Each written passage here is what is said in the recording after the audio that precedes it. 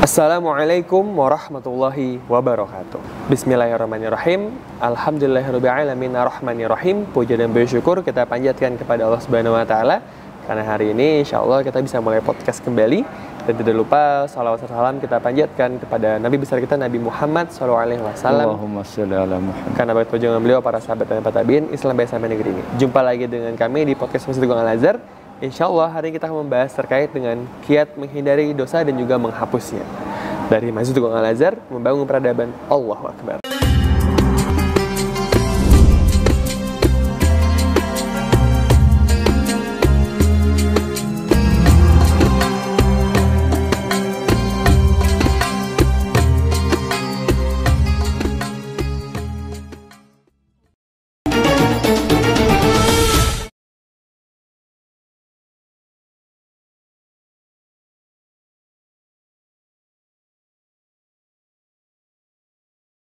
Assalamualaikum Ustaz. Waalaikumsalam warahmatullahi wabarakatuh. Sehat Ustaz? Alhamdulillah sehat. Ini izin bertanya Ustaz. Sekarang kan lagi marak ya dengan mungkin ada sesuatu yang heboh tuh, Tuhan izin aku berdosa Ustaz. Karena saya ingin bertanya Ustaz, adakah kiat agar kita bisa menghindari dosa Ustaz atau maksiat yang sering dilakukan Ustaz? Karena beberapa orang ada yang nggak bisa lepas dari pornografi misalnya, menggibahi orang lain, atau mungkin riba, atau mungkin dosa itu ternyata menjadi sumber penghasilan beliau Ustaz, kira-kira Ustaz. Iya, bismillahirrahmanirrahim. Masya Allah, Masya Allah. Ada yang menyampaikan kepada Allah, izinkan aku berdosa. Ya, ini tentu tidak dibenarkan. Masa Allah mengizinkan orang berdosa? Allah tidak mengizinkan. Allah memerintahkan agar kita melaksanakan perintah-perintahnya dan menjauhi larangan-larangannya. Nah, manakala kita melakukan larangannya, itu kita dosa. Ya Allah, izinkanlah saya mau melakukan larangan-laranganmu. Enggak bisa itu. Kenapa? Dipertanyakan. Kenapa? Kenapa mau melakukan dosa itu? Ini satu poin. Jadi justru kita harus berupaya untuk menghindari. Persoalannya adalah bagaimana saya bisa menghindari perbuatan dosa, sementara perbuatan dosa itu adalah pekerjaan saya, itu adalah makan minum saya, itu adalah uang saya, itu adalah saku saya. Ini yang oleh karenanya apa bisa dihindari Pak Ustadz? Jawabannya bisa. Apa bisa ditinggalkan Pak Ustadz? Jawabannya bisa. Satu ketika ada seorang yang datang kepada baginda Rasulullah SAW, menyampaikan tentang dosanya yang banyak. Ya Rasulullah, saya ini sudah melakukan dosa macam-macam, segala dosa yang besar-besar itu saya sudah lakukan. Apa bisa saya menghindari atau menjauhi dari perbuatan saya dosa itu yang sudah jadi kebiasaan saya, mencuri, membunuh, ngerampok, berzina dan sebagainya. Apa jawaban Rasulullah? Bisa. Terus kalau bisa apa yang harus saya lakukan? Satu, tinggalkan satu, maka kamu akan bisa meninggalkan dosa-dosa. Apa itu? Tarkul kadhib. Kata Rasulullah apa? Tarkul kadhib. Suruh meninggalkan apa kadhib itu? Berdusta. Berdusta. Jangan dusta. Iya Rasulullah. Iya. Itu saja ya Rasulullah. Iya. Jawabannya bisa. Kok enteng banget pertanyaan jawaban Rasulullah itu. Saya bisa meninggalkan dosa-dosa saya hanya dengan cara meninggalkan apa? Dusta. Dusta. Gimana itu? Saya nggak paham itu apa begitu. Kok saya udah pulang aja. Berapa hari kemudian, ya, kambuh, penyakitnya kambuh. Penyakit yang ingin maksiat, ingin dosa, ingin bunuh orang, ingin minum minuman apa itu kambuh lagi. Ketika mau melakukan perbuatan dosanya itu, nah, dia akan lakukan, dia ingat pesan Rasulullah, tarkul kadhib, tarkul kadhib, tinggalkan dosa. Kalau saya minum, nanti kalau ketemu Rasulullah itu saya bilang apa? Kalau saya bilang saya nggak minum, maka saya sudah berdusta. Tapi kalau saya mengatakan minum, saya dapat hukuman. Hukuman oleh Rasulullah karena sudah minum. Apa hukumannya minum? Dicambuk. Kalau begitu, saya ini minum apa nggak minum? Minum apa nggak minum? Minum apa nggak minum? Kalau saya minum, nanti ketemu Rasulullah, saya bilang minum, saya dikebukin. Tapi kalau saya bilang saya nggak minum, padahal saya minum, berarti saya berdusta. Ketemu lagi kemaksiatan yang lain, bertengkar dengan orang dan ingin hajar orang ini, ampun. Begitu nanti ingat tarkul kadhib, tarkul kadhib, tarkul kadhib. Nanti saya, kalau orang ini saya hajar dan kemudian sampai mati, lalu saya ketemu Rasulullah, ditanya, hei si fulan, kamu hari ini melakukan dosa apa tidak? Apa saja dosamu yang kamu kerjakan hari ini? Saya sebutin apa enggak? Saya sebutin apa enggak? Kalau saya sebutin, iya Rasulullah, ngaku saya tadi bunuh orang itu.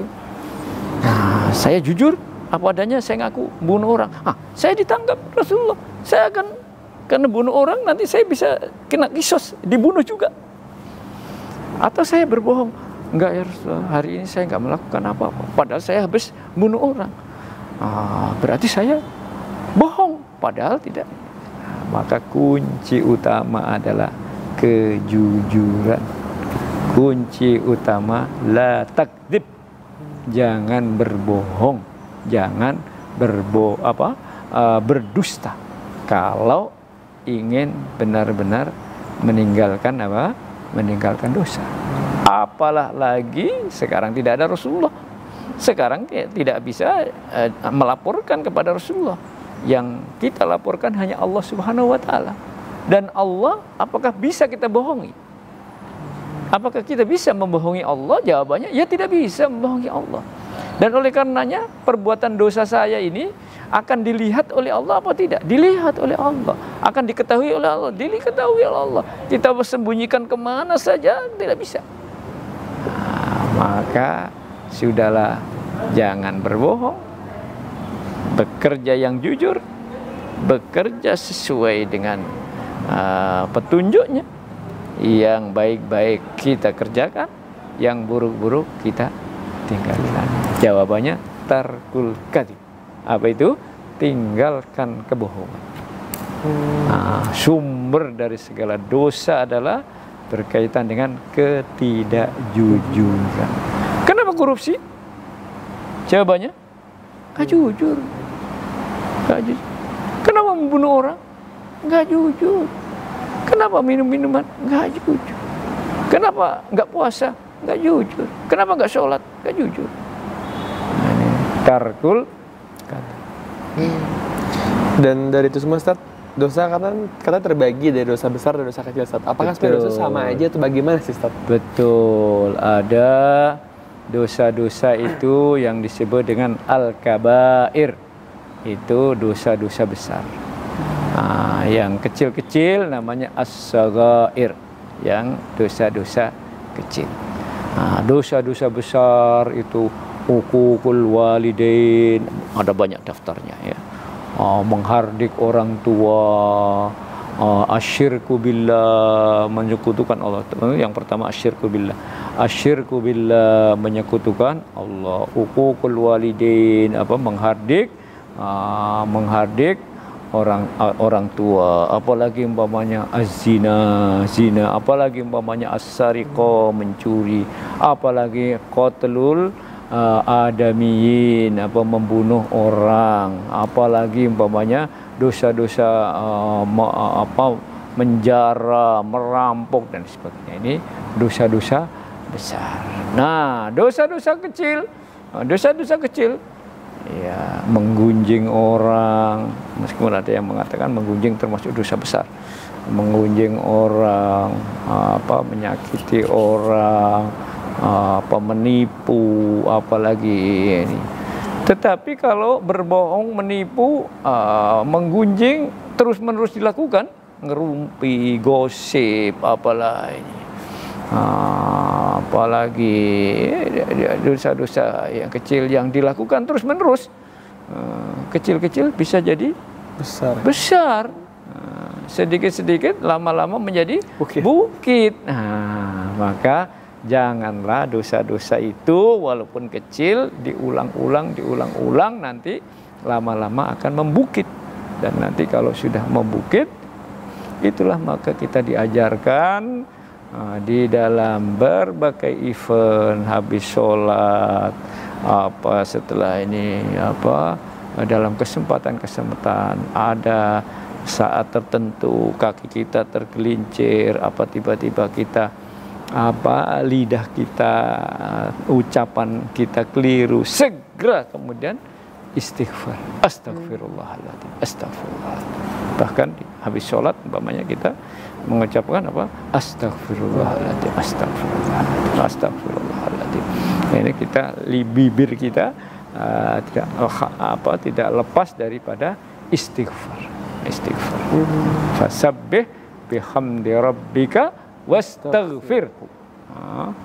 Fasabbih itu tasbih, bihamdi rabbika itu alhamdulillah, kemudian wastaghfirhu dan kemudian mintalah ampun kepadanya. Dan bahkan di situ adalah urusannya idza jaa nasrullahi wal fath, ketika datang pertolongan Allah. Jadi datang pertolongan Allah, tapi setelah itu disuruh untuk istighfar. Coba apa maksudnya? Jangan sampai kemenangan itu berujung pada kesombongan.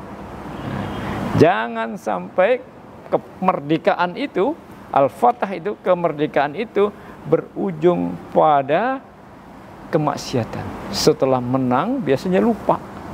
Nah, setelah merdeka biasanya lupa. Nah, lupa ini dosa besar. Oleh karenanya harus fastaghfirhu. Maka diwanti-wanti, fasabbih bihamdi rabbika wastaghfirhu. Innahu kana tawwaba. Ujungnya adalah pertaubatan. Jadi perbanyak tasbih, kemudian perbanyak tahmid, kemudian yang ketiga adalah dalam berbagai kesempatan istighfar, astagfirullah, astagfirullah. Ada ucapan yang salah, astagfirullahaladzim. Ada mendengar orang yang jatuh, astagfirullahaladzim. Jangan innalillahi, innalillahi meninggal, belum meninggal, astagfirullah. Ada tiba-tiba orang menyerang kita begitu, menyerang, apa salah saya ini? Kok orang tiba-tiba menyerang saya, tiba-tiba mukul dari belakang, apa ini? Astagfirullah, ada apa ini? Mungkin kelalaian saya, mungkin kesalahan saya, mungkin astagfirullahaladzim, astagfirullahaladzim. Kita disuruh untuk apa? Menyebut istighfar, meminta ampunan kepada Allah sebagai pengakuan atas dosa-dosa kita yang saban hari bisa jadi taubat. Dan di sisi lain, Ustaz, kan dosa ini kan kalau racun itu membunuh kita, Ustaz, ya. Apakah dosa ini juga ada dampak terhadap tubuh, Ustaz, kira-kira? Iya, menggerogoti kita. Dosa-dosa kita ini secara tidak langsung adalah virus negatif. Dosa itu adalah virus negatif yang oleh karenanya kita menjadi tidak nyaman. Setiap perbuatan salah, katakanlah mencuri, meskipun nggak diketahui oleh polisi, meskipun nggak ketangkep oleh KPK, itu sesungguhnya ketika kita hidup ini, itu akan dihantui oleh ketidaknyamanan. Jangan-jangan nanti tahu ada polisi lewat, jangan-jangan nanti nangkap saya, padahal enggak, dia nggak tahu, padahal tapi jiwanya ini tidak tenang. Ini jiwa yang tidak tenang begini, lama-lama tidak hanya jiwanya yang sakit, dan bisa jadi akan menggerogoti tubuh. Hati-hati ini, hati-hati. Nah, yang berbuat dosa, walaupun tidak ketangkap, tidak ketahuan, itu sesungguhnya merusak jiwanya. Dan bahkan tidak hanya merusak gangguan mentalnya, nanti lama-lama akan menggerogoti fisiknya. Tiba-tiba kakinya kram, tiba-tiba perutnya sakit, tiba-tiba nafasnya sengal-sengal, tiba-tiba jantungnya berdegup-degup yang kenceng. Ada saja nanti gangguannya ini. Karena ini antara jiwa dengan fisik ini satu ini. Tidak bisa dilepas salah satunya ini. Jadi jiwanya yang tidak tenang itu nanti akan mempengaruhi fisik. Nah, begitu pula orang yang terbiasa berbuat kesalahan, terbiasa berbuat kebodohan, terbiasa berbuat dosa, itu maka dosa-dosa itu tidak hanya menggerogoti jiwa kita, tapi nanti akan menggerogoti apa? Fisik kita, dan akhirnya sakit, stres berat, ya, stres berat. Padahal aman, nggak ketangkap, iya, nggak ketangkap oleh manusia. Tapi jiwa negatif itu membuat kita tidak nyaman. Jadi setiap dosa itu menggerogoti jiwa, Ustaz, ya? Menggerogoti jiwa, dan jiwa yang digerogoti oleh dosa-dosa itu akhirnya akan merusak tubuh. Dan di sisi lain, Ustaz, lingkungan itu berpengaruh nggak sih untuk kita melakukan maksiat atau dosa gitu? Atau kita sama sekali bisa nggak sih terlepas dari dosa, Ustaz? Atau emang kita masih berdosa, Ustaz? Iya, lingkungan kita. Oleh karenanya kita diminta untuk wasuhbatu ustadin, bersahabat dengan orang yang ngerti, bersahabat dengan orang yang pintar, bersahabat dengan ustadz, bersahabat dengan guru, bersahabat dengan orang-orang yang baik. Jangan bergaul dengan orang-orang yang buruk. Ya, kalau temannya itu kambing, maka akan mengembek. Kalau temannya itu singa, maka akan mengaum. Kalau temannya itu ashabul masjid, ya,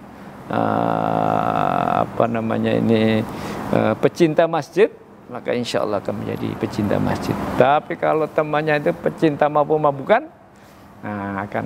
Kalau temannya itu orang-orang yang suka ke masjid, akan. Tapi kalau suka ke mall, akan dia. Begitu. Begitu pula perbuatan dosa. Kalau lingkungannya ini, kiri kanannya ini maksiat, banyak dosa, macam-macam, maka lambat laun, walaupun dia mampu bertahan, mungkin sehari, 2 hari, 3 hari bertahan, syukur-syukur bisa mempengaruhi. Tapi kalau tidak, digempur dengan coba dikit aja, nggak mabuk, cuma setengah gelas aja, ini nggak mabuk ini, nggak bisa. Qaliluhu wa haram, wa katsiruhu haram, katanya kan, sedikit banyak tetap haram. Besok lagi, dikit aja, nggak usah bayar, kasih, nggak usah. Enak nggak sih? Udah mulai. Nggak enak ini. Akhirnya lama-lama jebol pertahanan imannya ini. Karena apa? Lingkungannya. Nah, oleh karenanya hati-hati anak-anak kita, ya, teman-teman di sekeliling kita ini. Kalau kita tidak bisa mempengaruhi kebaikan kepada mereka, tinggal. Nah, kembali kepada hijrah. Harus hijrah. Hijrah dari teman-teman buruk. Hijrah dari lingkungan yang buruk. Karena kita tidak bisa mempengaruhi lingkungan itu. Tapi saya ingin berdakwah di lingkungan itu, boleh. Kalau memang ingin berdakwah di lingkungan itu. Tapi sebagai dai ini harus mentalnya harus kuat. Kalau tidak, mentalnya tidak kuat, dai-nya ini bisa tenggelam ikut main di situ. Itu aja. Memang betul bahwa lingkungan itu sangat mempengaruhi seorang itu berbuat baik atau berdosa. Maka bagi pemula, bagi yang belum kuat mentalnya, carilah lingkungan, teman-teman, sahabat-sahabat yang memang jelas-jelas baik. Jelas-jelas baik. Nah, teman-teman yang buruk, yang pergaulannya ngaco, yang nggak rajin sholat, yang nggak udah tinggalkan saja itu. Yang suka nggak bisa membedakan mana makanan yang halal, mana yang makanan yang haram, mana miliknya sendiri, mana miliknya orang, main sikat saja begitu, udah tinggalkan. Saya hijrah sudah, enggak, saya nggak mau berada di situ lagi. Saya udah kapok. Kadang susah. Nanti ada peristiwa, kalau sudah Allah kasih peristiwa, kasih musibah, dia baru sadar. Maka terkadang Allah memberikan peristiwa, memberikan musibah, menjadikan sakit, apa itu kadang juga berguna. Berguna dengan untuk mengingatkan gitu. Dikasihlah sakit, dikasihlah apa musibah, tiba-tiba uangnya hilang, tiba-tiba HP-nya digondol orang. Nah, itu mungkin karena kesalahan-kesalahan kita, karena kita kurang kurang waspada, kita masuk di lingkungan yang berdosa itu. Ini dosa dan lingkungan itu sangat erat hubungan. Betul, yang bilang cuma dosa ya, balik kepada Allah dalam keadaan tobat sukarela atau dalam keadaan bonyok, Ustaz ya. Iya, ya. Infiru fafirru ilallah. Maka larilah kepada Allah. Jangan lari kepada setan. Larilah kepada Allah. Apa larilah kepada Allah itu? Segera taubat. Segera taubat. Jangan dilanjutkan. Enak habis enak, Pak Ustaz. Hati-hati. Enak-enak itu yang bahaya. Harus sadar. Enak-enak itu mestinya harus bersyukur. Tapi kalau itu enak-enak yang sesuai dengan syariat. Tapi kalau enak-enaknya itu enak-enak yang maksiat, hati-hati, nanti akan bonyok itu tadi. Dan ini Ustaz, ini terakhir mungkin ya sekalian semua Ustaz ya, bisa nggak sih dosa-dosa besar itu dihapuskan Ustaz? Kayak misalnya berzina, makan riba, membunuh orang, berbuat syirik Ustaz. Dan kalau bisa dihapus, kira-kira bagaimana kiatnya Ustaz untuk kita bisa menghindari juga menghapus dosa-dosa tersebut Ustaz? Innallaha yaghfirud dzunuba jami'an. Bahwa sesungguhnya Allah itu akan menghapuskan, mengampuni dosa-dosa semuanya tanpa terkecuali. Apa saja, perbuat saja. Tetapi kan ampunan Allah itu juga berkaitan dengan keinginan pribadi-pribadi ini untuk meminta ampun, gitu. Dan tentu saja tidak sekedar meminta ampun dalam arti mengucapkan astagfirullahaladzim saja. Habis nyopet duit orang masuk saku, di saku sini astagfirullahaladzim. Lah ini lo duit ini lo masih di sini kok astagfirullah. Ini hanya jadi ada persyaratannya. Kalau seseorang itu ingin melakukan pertaubatan, ingin melakukan istighfar, pertaubatan itu ada persyaratannya. Persyaratannya apa? Umpamanya tentu memohon ampun. Satu, harus memohon ampun, menyatakan saya sudah berbuat A, ini dosa, tahu dosanya, tahu maksudnya, yang dilakukan ini apa, kemudian memohon ampun kepada Allah. Nah, yang kedua, kemudian menyatakan penyesalan. Menyesal. Saya menyesal sekali ya Allah atas kesalahan yang telah saya perbuat ya Allah. Lalu berupaya untuk apa? Tidak mengulangi. Kapok, nggak akan mengulangi lagi, penuh dengan penyesalan. Itulah yang disebut dengan taubatan nasuha, ya. Taubat yang sesungguh-sungguhnya, tidak bakal ampuni, kapok, mengerti kesalahannya, dan angkat tangan sampai di sini. Saya nggak berusaha, nggak berupaya untuk mengulangi lagi. Tapi kalau kapok-kapoknya lombok, Nah, kapoknya Lombok itu bagaimana? Kapoknya Lombok itu pedes. Aduh, udah pedes nggak mau lagi. Besok lagi ngulangi lagi. Nah, ini Allah tidak mengampuni. Tobat maksiat. Digambarkan di dalam Al-Quran itu ada yang berdosa kafir, kemudian bertobat Muslim, kemudian kafir lagi, kemudian bertobat lagi, Islam lagi, kafir lagi, Islam lagi. Digambarkan orang yang tidak pasti begini, yang bolak-balik ini, munafik seperti ini, ini orang yang seburuk-buruk orang ini, munafik ini. Dan yang keempat, yang berikutnya adalah kapok ini berikutnya adalah berupaya untuk mengembalikan apa? Mengembalikan hak-hak orang yang pernah kita berbuat dosa terhadapnya. Ya, mengembalikan hak-hak orang yang dizalimi sehingga kita berdosa itu. Katakan umpamanya mencuri uang, berapa jumlahnya? 100.000. Maka tidak bisa ditaruh di saku begini, kita istighfar. Ini mesti yang 100.000 ini kembalikan dulu. Yang 100.000 ini kembalikanlah kepada siapa tadi? Saya tadi ngambil uang 100.000 dari siapa ini? Dari kantongnya siapa? Nah, dari kantongnya kembalikan. Mas, saya tadi mencuri uang ini loh, 100.000 ini dari kantongmu ini, celanamu ini, sini. Kembalikan. Apa reaksinya dia? Kalau tiba-tiba kemudian reaksinya dia tempeleng kuat begitu, ya risiko. Mungkin dengan tempelengan itu mulailah gugur itu dosa. Mudah-mudahan Allah mengampuni. Tempeleng tabok sampai beliau yang diambil uang itu mengampuni. Mohon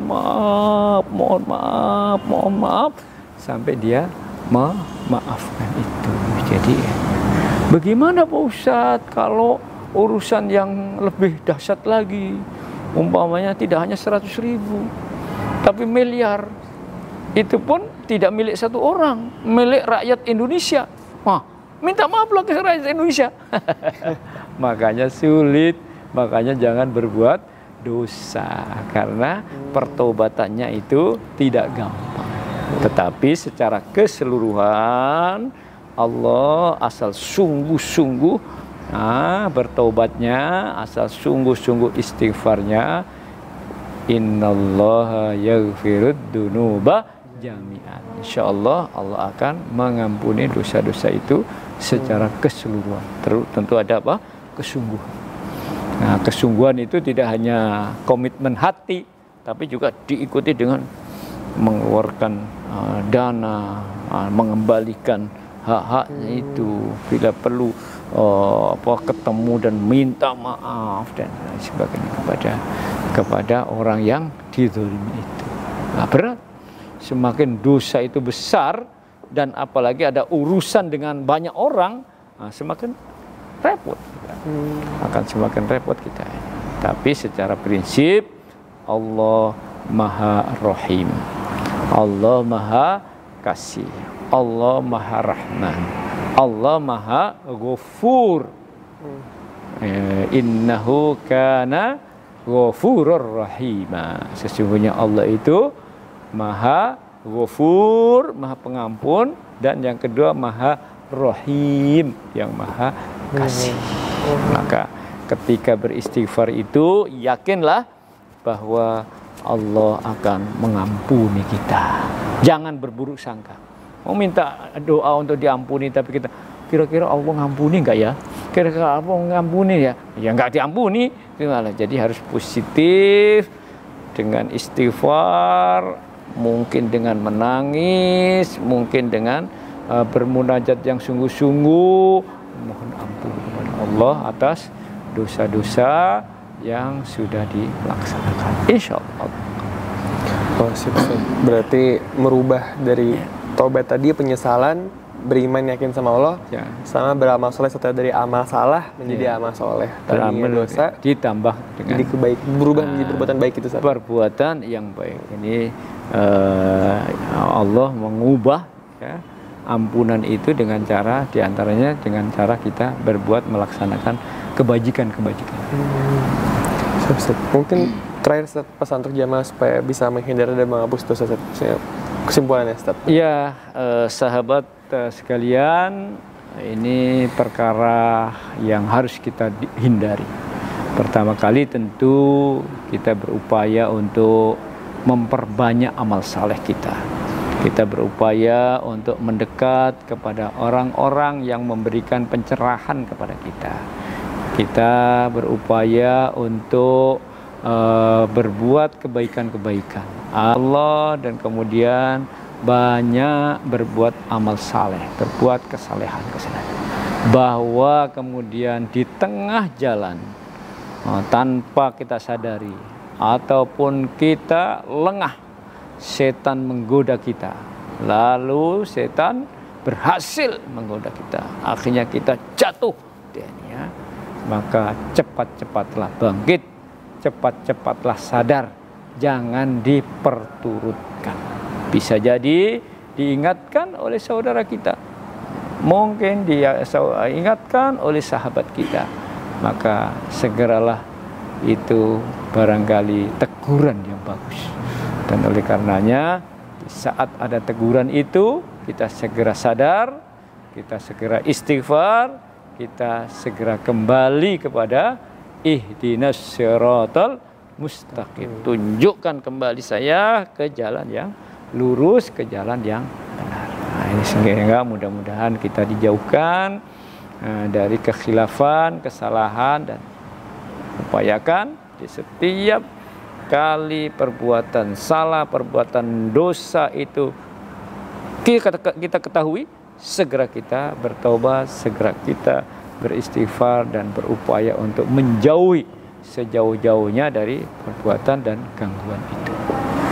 Saya kira ini yang bisa disampaikan. Terima kasih, dan mudah-mudahan kita semuanya terbebas dari dosa-dosa karena kita melakukan apa?